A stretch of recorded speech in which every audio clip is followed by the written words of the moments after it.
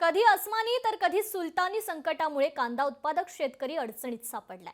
आधीच भाव मिळत नसल्याने चिंतेत असलेल्या कांदा उत्पादक शेतकऱ्यांची अवस्था अवकाळी पाऊस आणि गारपिटीमुळे अत्यंत हलाखीची झाली आहे। कांद्याचं पीक शेतात असलेल्याने पावसामुळे पिकांचं नुकसान झालेलं पाहून शेतकरी मात्र हतबल झालाय।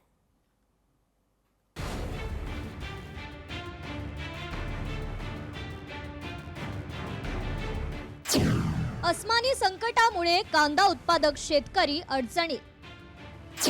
नाशिकमध्ये कांद्याची रडकथा सुरूच। कांदा नुकसानीचे पंचनामे करून मदतीची मागणी। नाशिक जिल्हा हा कांद्याचा जिल्हा म्हणून ओळखला जातो। जिल्ह्याच्या ग्रामीण भागात मोठ्या प्रमाणावर कांद्याची लागवड केली जाते। मात्र गेल्या काही महिन्यांपासून कांद्याच्या दरात मोठ्या प्रमाणात सतत घसरण होत असल्याने केलेला खर्चही निघत नसल्याने कांदा उत्पादक शेतकरी चिंतेत सापडलाय।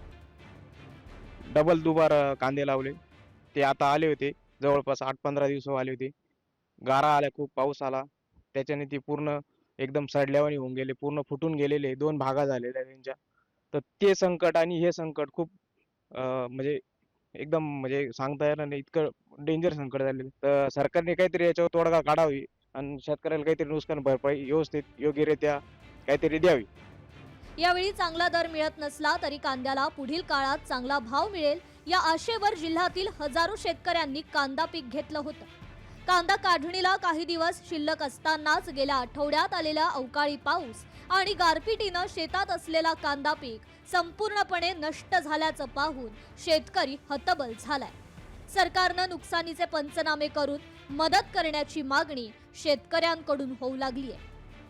आठवड्याभरापासून सुसाट्याचा वारा, प्रचंड गारपीट आणि काल तर प्रचंड असा पाऊस झाला, म्हणजे हातशी आलेलं पीक पण गेलं। म्हणजे तो खर्च वसूल करायचा सोडा, परंतु तो जो खर्च वसूल करण्यासाठी कांदा नेणे होतं, तो कांदा पण आज पूर्णपणे संपलेला आहे आणि एकंदर शेतकरी कर्ज बाजारात अंकी ओढल्या जातोय। म्हणून शासनाला विनंती आहे का या कांद्याच्या पिकाकडे शासनानं लक्ष गांभीर्याने घ्यावं। कधी अस्मानी तर कधी सुलतानी संकटांचा सातत्यानं सामना करणाऱ्या कांदा उत्पादक शेतकऱ्याबाबत मायबाप सरकारनं ठोस उपाययोजना करून त्याला परत उभा राहण्यास मदत करण्याची खरी गरज आहे। गेल्या काही महिन्यापासून कांद्याला मिळत असलेल्या कवडी भावामुळे शेतकरी हवालदिल झाले असतानाच आता आसमानी संकटानेही पुन्हा शेतकऱ्याची कंबर मोडली आहे। एकूणच नेहमी कांदा शेतकऱ्यांचा बांधा करत असून सरकारने कांद्याबाबत योग्य धोरण आखून कांद्याला किमान 2500 ते 3000 रुपये प्रति क्विंटल भाव द्यावा अशी मागणी शेतकरी करत आहे। रईस शेख, लोकशाही मराठी, मनमाड, नाशिक। लोकशाही मराठी ऐका, पहा, जागरूक रहा।